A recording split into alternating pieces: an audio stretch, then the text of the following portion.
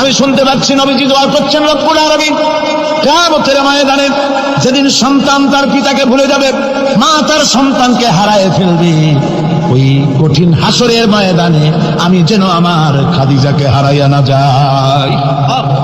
মুনাফিকের শেষে হযরত আয়েশা বলেন, ইয়া রাসূলুল্লাহ, খাদিজার কথা আপনার এত কেন বারবার মনে পড়ে? একটা বুড়িরে বিয়ে করেছিলেন 25 বছর বয়সের সময়, 40 বছর বুড়ি, তার কথা কেন এত মহব্বত আপনার মনে পড়ে?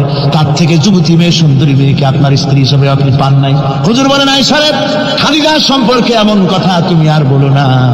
তোমরা সবাই আমার সুখের দিনের স্ত্রী, আর খাদিজা আমার এমন সময়ের স্ত্রী ছিল যখন মক্কায় আমার আশ্রয় ছিল না, তামাম মক্কা নগরীতে আমার আশ্রয় ছিল না। খাদিজার সঞ্চিত সমস্ত ধনরাশি ইসলাম কবুল করার পর দুহাতে খাদিজা বিতরণ করে দিয়েছে।